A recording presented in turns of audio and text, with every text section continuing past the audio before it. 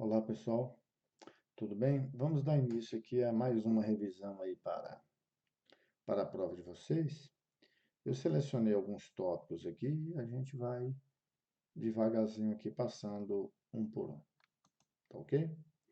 Então, no caso aqui do primeiro, nós vamos fazer aqui uma breve, vamos dizer, revisão da primeira prova. Então, na primeira prova caiu muito a parte de nomenclatura de compostos orgânicos, mas compostos de cadeia normal. E agora, nessa prova, vai cair compostos com cadeia ramificada. Mas a gente tem que dar uma revisada para ver se lembramos de tudo ainda, né? Então, vamos começar. Lembrando aqui, ó, cada vértice, cada extremidade aqui é um átomo de carbono. Não esqueça, hein? Ó, tudo aqui tem átomo de carbono. E a gente tem que completar com hidrogênio, tá? Então, aqui 3, aqui 1, aqui 1, aqui 2, certo? Aqui 1, 2, 3. Cada carbono tem que fazer 4 ligações. Então, isso aqui tem que estar na sua cabeça. Eu vou apagar, só para não ficar com muito risco. Mas essa visualização aí dos carbonos em cada extremidade você tem que ter, tá bom? Então, aqui eu tenho álcool, álcool. Como eles estão mais próximos dessa extremidade, então esse aqui seria o meu carbono 1, 2, 3, 4, 5, 6, 7, 8. Ok? Então, não pulei nada, está tudo certinho. Então, 8 carbonos. Oct. Tem uma dupla no 6. 6 em 2 álcoois. 1 no 3, 1 no 4. 3, 4. Diol. Pronto.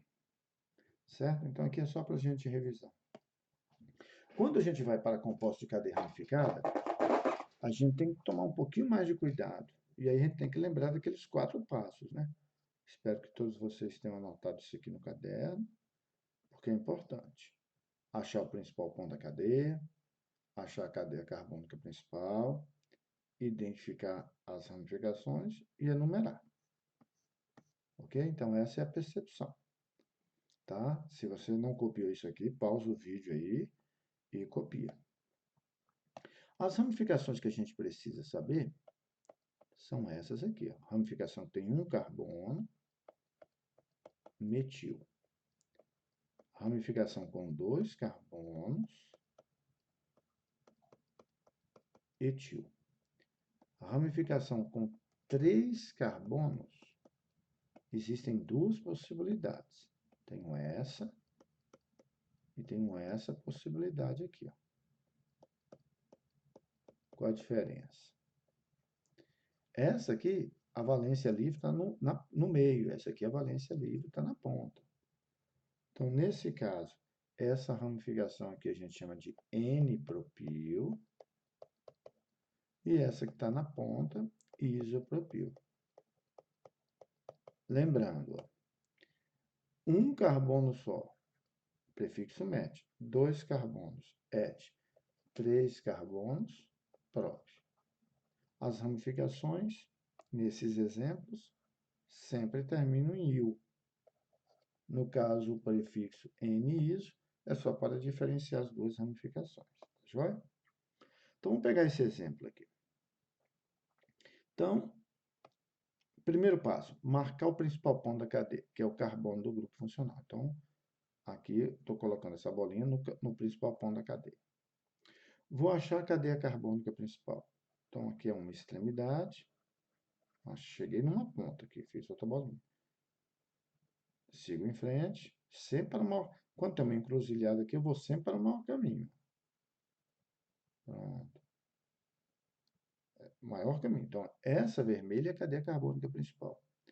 Ramificações, eu tenho essa aqui, tenho essa.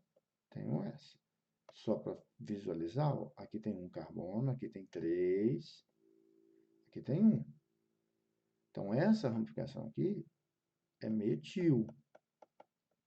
Essa aqui é metil. Essa tem 3 carbonos, é propil.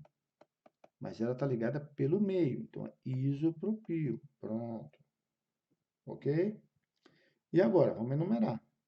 Só que eu tenho que enumerar os carbonos da principal a partir da extremidade mais próxima do principal ponto. O principal ponto é esse azul. Então aqui é o carbono 1, 2, 3, 4, 5, 6, 7, 8, 9. Beleza. Então nós vamos ter no carbono 3 e no carbono 6 ramificações metil. Então 2, 3, 6 dimetil. No carbono 5 tem o isopropil. 5 isopropil. A cadeia principal tem 9 carbonos. Non. Só tem ligações simples. E uma cetona no 2. 2 ONO. Pronto. Então o nome do composto é 3,6-dimetil, 5 isopropil, nonan, 2 ONO. Mais um exemplo. Não entendeu? Volta o vídeo, galera. Primeiro passo, marcar o principal ponto da cadeia. É o carbono do grupo funcional. Está aqui, ó. Isso aqui é um álcool. Vamos achar a cadeia carbônica principal. Ele tem que passar por aqui. Então, uma ponta aqui é essa. E a outra? A outra segue maior caminho, maior caminho. Pronto. Então, ramificações, ó. Essa aqui é uma ramificação. Essa aqui é outra. Ramificação são todos os carbonos que não fazem parte da cadeia principal. Essa ramificação aqui é metil. Essa aqui, 2 carbonos etil. Vou enumerar os carbonos da principal. Esse principal ponto está mais próximo desse lado. Então, é carbono 1, 2, 3, 4, 5, 6, 7, 8, 9. Foi coincidência, galera. Dá o mesma quantidade de carbonos. 7 metil, 5 etil, 9 carbonos non, uma ligação dupla no 5, 5 em, 4 O. Ok? Então, resolvido mais um. Aqui. Então, vamos lembrar. Ramificação, eu tenho essa ramificação aqui, metil. Tenho essa ramificação aqui,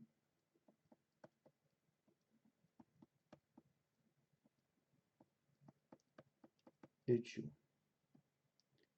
Essa ramificação aqui,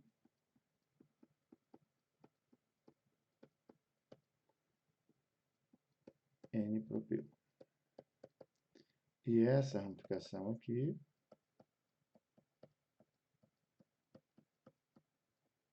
isopropil. Pronto. Vamos supor que eu queira o nome do composto formado. Quando eu tenho um metil mais um etil. Então, eu vou ligar essas duas ramificações aqui. Então, vamos pegar aqui. Ramificação metil e ligar a uma ramificação etil. Então, eu vou pegar a metil e girar ela 180 graus. Essa aqui eu girei ela 180. E vou pegar a etil e ligar aqui. Ó. Então, percebam. Essa ramificação é a metil. Essa ramificação é etil. Quando eu liguei uma com a outra, vamos apagar essa amarela aqui, formou uma substância só. Então, 3 carbonos próprios, ligações simples A, hidrocarboneto O. Então, o nome desse composto é propano. Aí vale a pena, se você quiser acertar mesmo uma questão da prova, vai uma dica melhor aí para você. Você faz o seguinte, ó. Eu tenho 4 ramificações, né? Eu tenho 4 ramificações. Aí você vai ligar essa com essa com essa com essa. depois essa com essa com essa com essa aqui. Você faz todas as combinações possíveis. Aí, com certeza, você vai ter uma questão que vai ter na prova, tá? Na prova, certeza que vai ter uma questão dessa. Então, aqui vamos recordar um pouquinho de termoquímica que vocês estudaram lá no início do ano. Então, nós temos dois tipos de gráfico. O gráfico cinético. Opa, não ficou legal, hein? O gráfico cinético e o gráfico termoquímico. Então, aqui está na ordem. Esse é o gráfico cinético, esse é o gráfico termoquímico. Qual é a diferença? Nesse gráfico agora, vamos explicar isso aqui primeiro. Ó. Esse gráfico termoquímico, ele só dá o início da reação, que tem os reagentes, e o final da reação, que tem os produtos. Com esse gráfico, eu não consigo saber o que aconteceu no decorrer da reação. Eu só consigo verificar o estágio inicial e o estágio final, o que é suficiente para calcular o ΔH, a variação de entalpia. Agora, nesse gráfico cinético, além de calcular o ΔH, eu consigo também calcular o ΔH, porque ele me mostra o início e o final, mas, além disso, ele me mostra também o que acontece no meio da reação. Por quê? Porque aqui no meio tem a energia de ativação, que é essa altura aqui, ó. Essa altura aqui que eu risquei de azul é a chamada energia de ativação. Como essa energia de ativação ela se relaciona com a velocidade da reação, então por isso que isso aqui nós chamamos de gráfico cinético. Então, quando você tem uma reação que tem catalisador, por exemplo, você nunca pode representar a reação com catalisador usando o gráfico termoquímico. O catalisador sempre exige que você analise esse gráfico, que é o gráfico cinético. Por quê? Devido à ação do catalisador. O catalisador, ele diminui, aqui não ficou legal. O catalisador, ele diminui a energia de ativação. Então, essa aqui é a energia de ativação. Ficou melhor. Então, essa aqui é a energia de ativação. O catalisador ele vai diminuir essa energia de ativação aqui.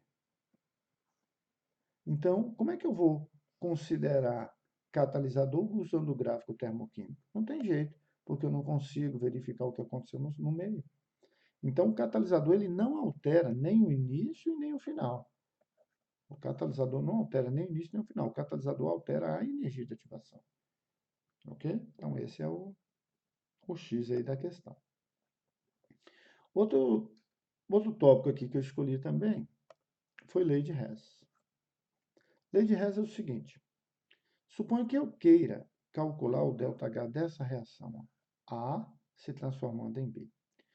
Porém, essa reação, vamos supor que ela seja muito difícil de ocorrer, ou você não consegue fazer essa medição. Mas você tem um artifício que A se transforma em B, B se transforma em C e C se transforma em D. Ou seja, você está saindo do mesmo reagente, A, e chegando no mesmo produto, D, mas por dois caminhos diferentes. É como se nós tivéssemos isso. Ó. A se transformando em D. Eu posso fazer essa transformação. Mas essa reação é difícil de medir o ΔH. Mas eu consigo fazer assim. Eu consigo saber quanto de energia libero ou absorvo para transformar A em B, quanto de energia libero ou absorvo para transformar de C em D, e quanto de energia libero ou absorvo para se transformar de C em D. Então, fazer o ΔH por esse caminho que eu estou marcando com um asterisco aqui, ó, e calcular o ΔH usando esse caminho tem que dar a mesma coisa. Então, segundo o Hess, ele diz que o ΔH de uma reação independe do caminho. Tá? Então, o que nós vamos fazer? Vou fazer um exemplo aqui. Ó. Nesses exercícios que envolvem lei de Hess, é sempre assim. Ó. Eu quero calcular o ΔH de uma reação. Essa reação aqui que eu destaquei de rosa, eu quero calcular o ΔH. E o exercício fornece como dado isso aqui.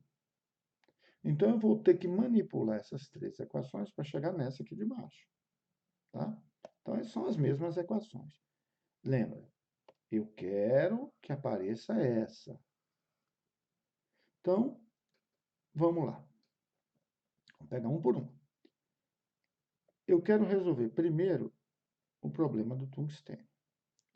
Aí a pergunta que eu devo fazer é o seguinte: em qual dessas reações eu tenho tungstênio? Só na primeira aqui, ó. Só tenho aqui. Ótimo. Só que eu quero que apareça do lado dos reagentes. Já está do lado dos reagentes. Só que eu quero 1 mol. Opa, aqui tem 2. Então, eu tenho que pegar essa primeira e dividir por 2. Então, vai ficar tungstênio mais 3 meios de O2, produzindo WO3. Como eu dividi por 2, esse ΔH deu menos 800. Pronto. Tá ok? Eu não vou me preocupar aqui com o estado físico, não. A ideia aqui é só você entender. Como eu já usei a primeira equação, eu não posso usar ela mais. Já vou riscar aqui. Ó. Isso aqui está fora, eu já fiz uso dela. Então, acabou. Posso esquecer. Agora eu tenho que resolver o problema do carbono grafite. Tem que resolver o problema do carbono grafite. Em qual das equações tem o carbono grafite? Na segunda. Eu quero carbono grafite do lado dos reagentes. Aqui eu quero do lado dos reagentes. Já está do lado dos reagentes. Então, o que eu vou fazer? Eu vou simplesmente copiar essa equação como está. Porque eu quero do lado dos reagentes, já está do lado dos reagentes. Eu quero 1 mol, já está 1 mol. Então, eu vou copiar. Carbono mais O2, produzindo CO2. Aí o ΔH, como eu copiei, mantive exatamente como estava. Menos 400. Ótimo. Beleza, então usei a segunda, esqueço a segunda. Não me preocupo mais com ela. Agora vamos à última. Ok? Eu tenho que agora resolver o problema do carbeto de tungstênio. Qual reação tem carbeto de tungstênio? Só a terceira. Está aqui ele. Eu quero do lado dos produtos. Aqui está do lado dos reagentes. Ó. Então, tenho que inverter. Eu quero 1. Aqui tem 2. Então, eu tenho que fazer duas coisas ao mesmo tempo. Eu tenho que inverter e dividir por 2. Quando eu inverto e divido por 2, vai ficar ó, CO2, invertendo e dividindo por 2. Mais WO3, produzindo WC, mais 5 meios de O2. Aí o ΔH, como eu inverti, muda o sinal. Como eu dividi por 2, 1.250. Se você somar tudo, ó, vai aparecer essa equação amarela. Vou apagar aqui, vou voltar. Vai aparecer essa equação que eu destaquei em amarelo aqui, em compasso de mágica. Se não aparecer, é porque você errou. CO2 do lado reagente, CO2 do lado produto. Cortou.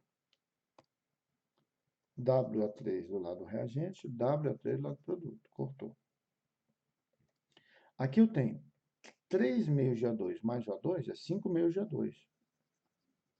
5 meios de O2 com 5 meios de O2 aqui, ó, cortou. Então, olha o que deu. Sobrou o W mais o C, produzindo WC. E o ΔH? ΔH basta somar tudo. Mais 50 kJ. Pronto. Então, você só vai manipular as equações para obter o resultado. Ok? Mais um tópico escolhido aqui. Eu tenho um potencial de eletrodo. Então, vamos lembrar? Aqui, o que eu tenho? Aqui é um eletrodo de lítio e um eletrodo de cobre. Eletrodo de lítio mergulhado aqui em solução de lítio, cobre mergulhado em cobre. Tá ok? Então, aqui. Opa, aqui está passando um sinal aqui. Quero mais. Mas, enfim. Como isso aqui são potenciais de redução, então o cobre vai ganhar os elétrons. Os elétrons vão sair daqui para cá. Ah, então beleza. O lítio vai perder? Vai. Do jeito que está escrito aqui, Tá aqui. Opa, gente, isso aqui tá com o sinal invertido, tá? Desculpa aí. Vamos corrigir isso aqui, ó. Não, tá correto. Potencial de redução mesmo. Potencial de redução. Eu confundi aqui. Aqui é que é sinal positivo só. Esses dois sinais aqui iguais me confundiram. Então, vamos lá. Como esses aqui são potenciais de redução, então o cobre, como tem o potencial de redução maior, então o cobre vai reduzir. Então, você mantém ele aqui, ó.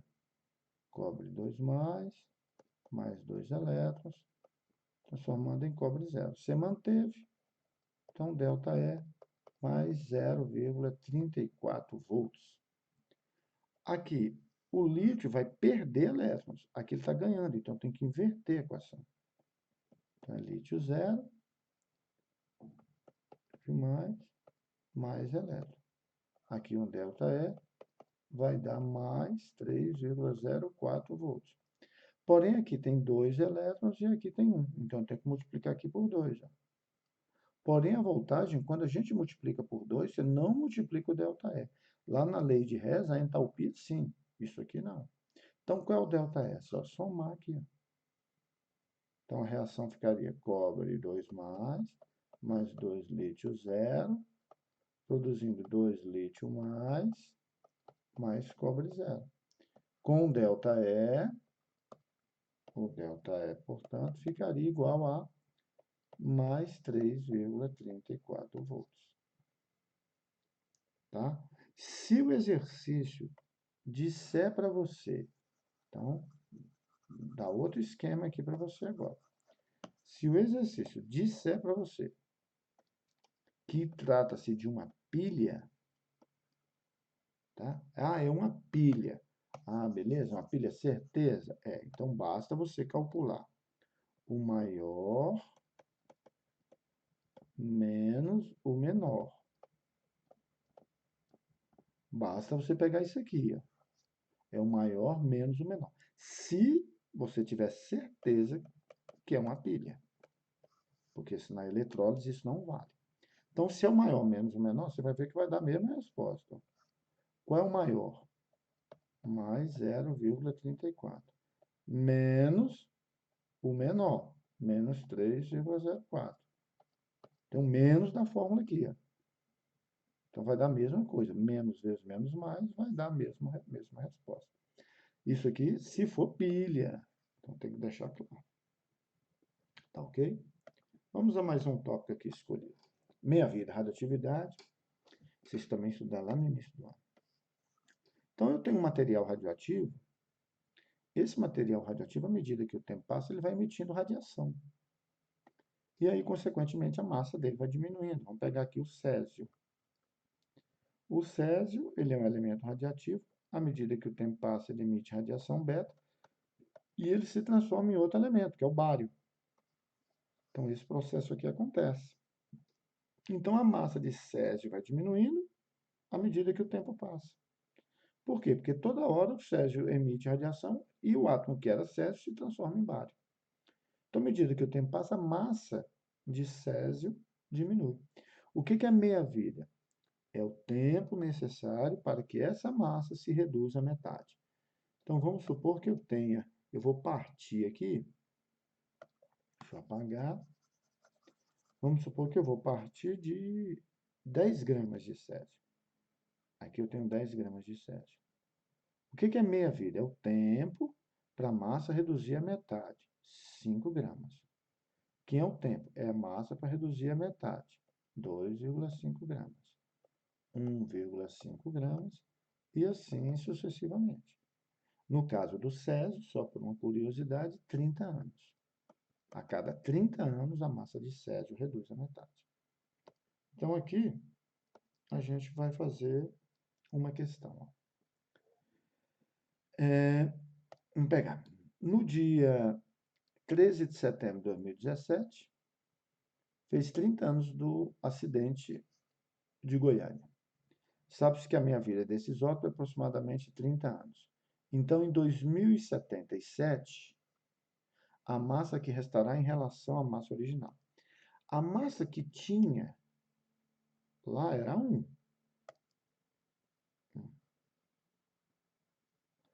Quando? Tá? Aí depois passou 30 anos, passaram-se 30 anos, ficou meio. Vão se passar mais 30 anos, vai ficar 1/4. Vai se passar mais 30 anos, vai ficar 1/8. E assim sucessivamente. Ele está dizendo que em 2017 fez 30 anos.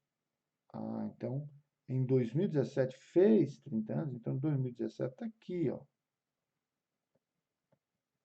Ah, então o acidente ocorreu em 1987, 30 anos. Então aqui vai ficar 2047, aqui vai ficar 2077. Então em 2077, em relação à massa inicial, vai ter 1/8. Letra C. Ok?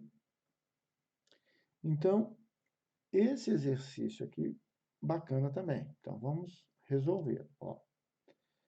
A técnica de carbono 14 permite a datação de fóssil pela medição de valores de emissão beta desse isótopo presente no fóssil. Para um ser em vida, o máximo são 15 emissões por minuto por grama. Após a morte, a quantidade de carbono 14 se reduz à metade a cada 5.730 anos. Considere um fragmento fóssil de massa 30 gramas. Foi encontrado em um sítio arqueológico de medição, mediu isso.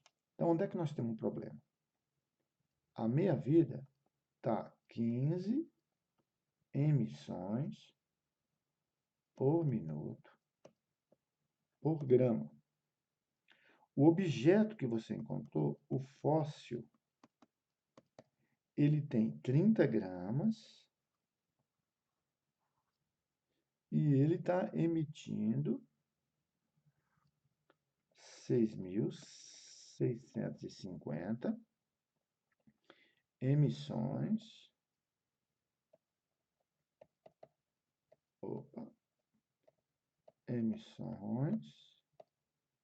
por hora. Então, vamos imaginar. Então, vamos pegar aqui. Ó. Então, vamos voltar aqui para a gente resolver com calma. Então, o que eu tenho? O objeto, quando estava vivo, vamos supor que aqui o bichinho estava vivo lá. Um animal é qualquer. Vivo. Ele está emitindo 15 emissões beta por grama por minuto. Então, aqui, 30 gramas. Cachorrinho aqui, 30 gramas. Então, se ele estava emitindo essa quantidade, então, estava emitindo 15 emissões, 15 emissões por minuto por grama. Só que aqui no dado ele está falando em hora. Ah, então eu tenho que multiplicar isso aqui por 60. Então ficaria 15 vezes 60, 900 emissões por hora por grama. Por grama, só que ele tem 30 gramas. Então ele está emitindo 30 vezes 900. 27.000 emissões por hora. Ah, então agora eu cheguei a uma conclusão. Qual é a conclusão? Vamos apagar aqui, que é o seguinte. Olha só. O fóssil, quando estava vivo, ele estava emitindo 27.000 emissões por hora. E hoje? Hoje, o bichinho já está morto lá, fosforizou, né? E ele está emitindo 6.750 emissões por hora. Está vendo que está na mesma unidade? Então não tem problema. O que é meia vida? é o tempo necessário para a massa reduzir a metade. Aí você vai fazendo. Para sair de 27.000, ele vai chegar em 13.500, que é a metade. 13.500 para chegar em 6.750, outra metade. Cada período desse aqui, ó, cada período desse é 5.730 anos. 5.730 anos. Então, qual o tempo desse fóssil? 5.730 mais 5.730. Então, tem 11.460. Tá? Então, essa é a questão do Enem. Bacana também de fazer. Então, lembre-se, no caso de minha vida, é sempre uma função exponencial. Não dá para você fazer por regra de 3. Tá? Por último, para a gente encerrar, eu tenho as forças intermoleculares. Aqui você vai ter que dar uma olhada lá, lembrar. Quando duas substâncias têm massas molares aproximadas, como é que você descobre aquela que tem a maior temperatura de ebulição? Né? Então, se você pegar o metano, CH4, carbono é 12 e o H é 1. Então, a massa é 16 gramas por mol. Agora, olha a amônia, NH3. O N é 14 e o H é 1. Ah, então tem massa molar 17 gramas por mol. Certo? Então, olha o que vai acontecer. É de se esperar que o ponto de ebulição dessas duas substâncias sejam próximos, porque elas têm mais ou menos a mesma massa. Só que isso não acontece. Você fala, pô, mas por quê? Por conta exatamente dessas forças que são forças intermoleculares. Como o metano é apolar, tá? Como o metano é apolar, essas forças intermoleculares aqui são forças fracas. Enquanto que a amônia, só para você ter ideia, vou fazer um desenho aqui para você ver. A amônia, uma molécula de amônia atrai outra fortemente. Ó. As moléculas de amônia são assim. Ó. Elas têm geometria piramidal. Como esse nitrogênio é mais eletronegativo, esses elétrons são puxados, eles estão mais próximos do N. Então, o N se sente negativo e os H se sentem positivo. Quando eu aproximo outra molécula de amônia aqui, ó, outra molécula de amônia absolutamente aqui igual, então tem que lembrar, na molécula de amônia esse N é negativo, os H são positivos. Então, na hora que você aproxima uma molécula de amônia na outra, existe essa atração aqui, ó.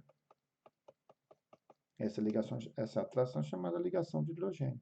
Então, na amônia, como ela é polar, um polo de uma molécula está atraindo o polo da outra. Então, essas moléculas estão mais fortemente unidas. Então, a temperatura de ebulição é maior. Então, quanto maior a intensidade dessas atrações, mais, como é que eu vou dizer, quanto mais intensa essas forças, maior a temperatura de ebulição. Porque a molécula está presa a outra. Então, para ela evaporar, essa interação tem que quebrar. Como essa interação é forte, isso se torna difícil. Beleza? Galera, então, obrigado aí para vocês, uma boa prova. Infelizmente, como minha esposa está hospitalizada, não vai dar para eu tirar dúvidas de vocês, mas eu desejo uma boa prova. Espero que eu tenha colaborado aí com vocês. Falou? Então, um abraço, boa prova, até a próxima. Bye, bye.